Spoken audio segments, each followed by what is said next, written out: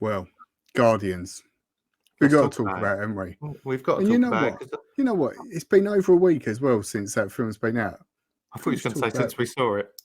Since we saw it, no, it's only a few days since we saw it. Over a week since we saw it. So I think I'm not worried about chucking the spoilers out there. Because by the time this extra video goes out as well, then it'll be 2 weeks since it's actually come out. So it'll be fine. I mean, it's been really good to kind of step away from it. We went to see it last Friday. Yep. Step away from it, kind of take it all in and kind of then review it. I think that's actually been really good because sometimes you can come out. I don't know. I remember when we came out of watching it and you were a bit like, yeah, it was all right. That's it. I couldn't say, but the thing is, sort of, I know sort of you two were, it's amazing, whatever. And I was sort of, yeah, it's good. Yeah. But it wasn't that there was anything bad about it. It was just, yeah, that was good. Apart from Adam Warlock.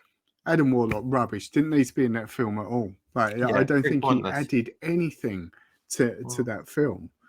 And even the golden lady, whatever her name is, who was his mum, she didn't really bring anything into it. I just didn't, I'm thinking about it, I didn't really, like when he turned up in the beginning and was sort of smashing stuff up and whatever, I think in a way there needed some sort of justification for it beforehand.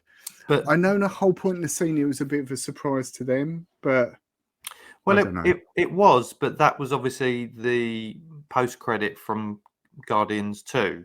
Ah, right. When he was created essentially as this like super, superhero, superhero, a super villain. But obviously the gold people whose name escapes me the second, they were the kind of key people in the second movie. So it was almost like the tail end of that. But my problem was that he was just a bit too goofy. It was rubbish. Absolute rubbish, wasn't he? Yeah, it was a bit like a bit, he had all the strength and all the power and all these abilities, but he was a bit of an idiot. And a bit part in the film, really. Yeah, very minimal, yeah. Forgettable, wasn't it? But the irony is he kind of was the main saviour at the end as well. So but again, that didn't sit right with me. That it was, he went like the entire film, he was trying to kill him. Basically, wasn't he? And sort of to get Rocket and whatever. And then at the end, just so happens decides to turn up and save he had a moment, didn't he? He had a moment, didn't I can't remember who it was. Was it Nebula maybe or someone saved him at some point and he said, "Why did you do that?" And I think that was the moment when he decided. So it wasn't like it was completely random that all of a sudden he went and saved. But going back to it, and I don't want to give too many spoilers away, but I just, the more I've reflected on the film afterwards, and I've seen interviews since, I'm always this person. I'll go and watch a film, and then I'll read a load about it afterwards, read interviews, watch videos, clips from the film. I mean, I'm really disappointed at how many clips of that film were on YouTube right now. Really? So many. You could pick out the best parts of that film and watch it on YouTube. It's so bad. But actually watching it, I mean, there are some moments in there that I watch now. I didn't do it in the cinema, and I remember speaking to Mark, and he said like he bawled his eyes out at the end. Yeah. Just because it was like a celebration. That was his moment. It was at the end. Yeah, when you had, Florence singing. Yeah, because I said to you when we came out, like I was having known that Mark had cried. I was sitting through the film thinking, was it in this bit? Was it in this bit? Because there was emotional bits in it, but I was just trying to think what would have put someone over the edge as such. What was that moment that was? Can I tell you mine? Because since watching it, there's one bit now that screams out to me every time I watch it. I go, "Oh God, man!" When Lila got shot, and it was not less her getting shot, like, not bothered, but it was Rocket's reaction. Yeah, him like screaming and crying, and then obviously in a rage goes and does what he does, but claws his face off. but and then if you remember, the higher evolutionary called for backup, but not to kill Rocket. Hence why then he turned around and saw that, they'd shot the others. See, for me, it was. Can we have a thing down the bottom that says spoilers at the I'll bottom? I'll put it on the main thing and like the thumbnail, and then watch at your peril. The thing for me was that with that whole thing of Rocket and his backstory, I thought it was brilliantly done, and it was like the way it captured the whole despair of the situation. But the more heart-wrenching thing for me was that his friends didn't know that there was despair there as such. Like they didn't know they weren't going to the new world. They didn't know, and that was the thing for me when they're all lying there, and they like you see them, they're sort of like laying on their backs and imagining their names and that sort of thing, and they're dreaming about when they're not going to be in that place. And to them, that place, like that's all they knew. Like there wasn't. They thought, oh, someone's promised us this, and this is going to be better. And like for me, that was so well done. It summed up. Like you're watching this as an outsider, understanding how awful their situation is, but they still have hope. And so powerful that the way they wrote it is amazing. I love hearing you say that, and it probably, hats off to James Gunn, because I think he's done a fantastic job with the Guardians, which is one, and I'm guessing you were the same. From the first Guardians, I didn't know nothing about them.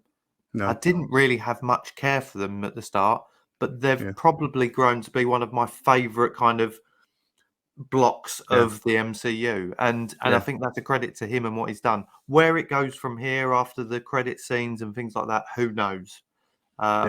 It looks like very much like we're going to get Young Avengers and the next Guardians and all that in the future. But I think it's great hearing you say that, because I'll always speak quite passionately about the MCU, and I know you found yourself being quite tired from it all, and the films haven't really hit the heights that we remember. No.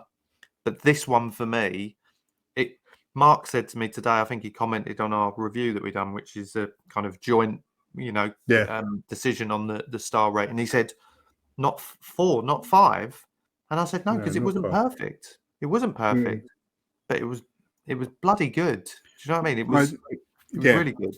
The things for me, the things with Rocket and like the way that was handled were phenomenal. That was so well done. The other bits, although really interesting and really clever in places, like when they first broke into that weird flesh spaceship thing, which was horrendous. But like those bits were funny, but I felt that. And I completely get why he didn't do it. I know all the Guardians films have been quite quirky and quite fun. And the whole thing is they're trying to do these really big, impossible things. And they mess it up and they do it wrong. And like that's part of the charm. But you went from, oh my God, we've got to help Rocket. He's my best friend. To then these sort of bits that were, oh, look, it's us being silly again. And look, this is... do you know what I mean? Yeah, it's this weird juxtaposition between the two, and both bits were good in their own right. It was just that it was quite. I guess that was why they did it. It's quite jarring going from like this really.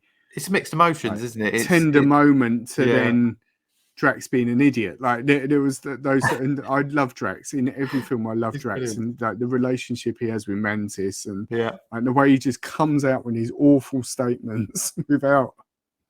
Mate, one of the highlights for me as they landed on that fleshy place was the when Quill's having a moment with what's her name? I'm on about not Nebula's sister. God, why can't I remember her name? Gamora. And he thinks he's just talking to her. They're both Mantis and that. Well, they're all standing out and they go, we can hear this whole chat. Yeah, we've been here for ages. It's just them subtle moments. I think they hit the nail on the head every time. Yeah. 100%. Well, one bit in that part, I don't know if you noticed, and sort of Ben, who was with us, noticed it. was the colour of their spacesuits, Mm. and it must have been a reference to Among Us. I don't know if you know what I mean by Among Us. Yes, the I game. do. Yeah, it's the same colours as that, so that must have right. been a nod to that game because that's set on a spaceship as such. Right. So yeah, Okay. it's a nice little I touch. wouldn't And have I thought that, loved but I mean, Rocket. he's the youth. Yeah, Rocket at the beginning singing "Creep" by Radiohead. Oh, wow, that's so cool. Yeah, And but I the love music that has always been great, hasn't it? In this, it was a largely 90s soundtrack in Mm. this one, which I thought was Mm. quite interesting as well, because they've all been.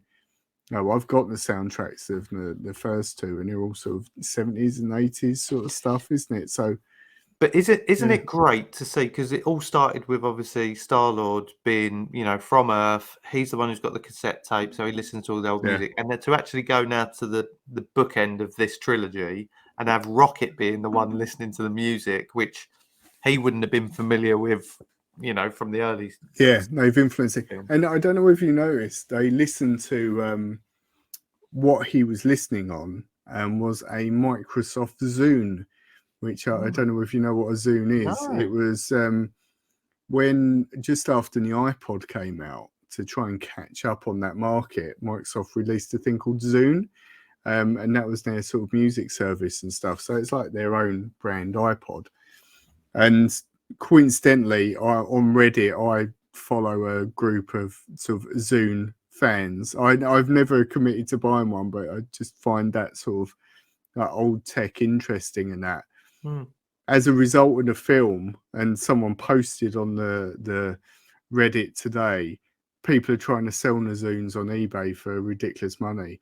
And like there was this, Wow. they showed this eBay auction that was trying to sell it for $500 or $600. This Zune, which would have prior 80 quid, something like that. But there's Wow. this like Lego Groot, and it's like from Guardians 3, blah blah blah, vintage and all this sort of stuff. Yeah. And they're trying to cash in on that as well.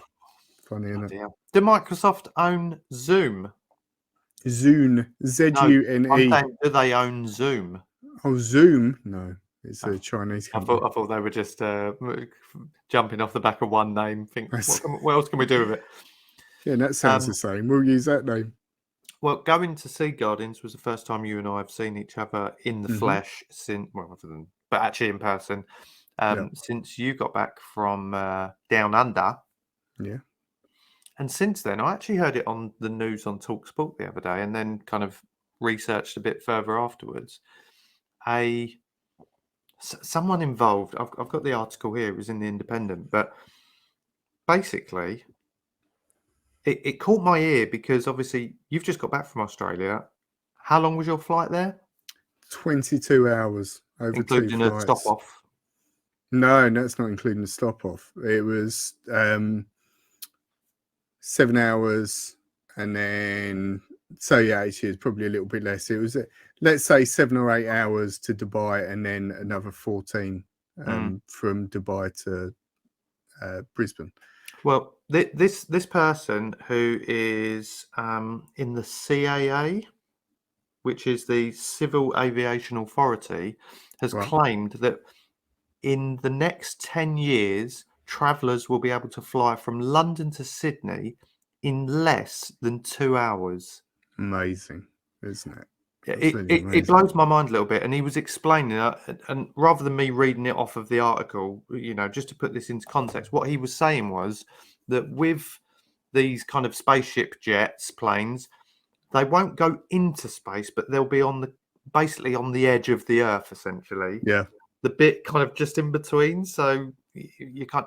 But I can't remember what that's called. That's got a name, hasn't it? That whole sort of area. The crest, I don't know, some sort of. It's just outside the Earth's atmosphere, isn't it? Well, it's so the CAA, which oversees and regulates aviation safety, is funding medical studies that are looking into the effects of suborbital space flights. Suborbital space, which would see passengers briefly sent into space before descending to land at their destination.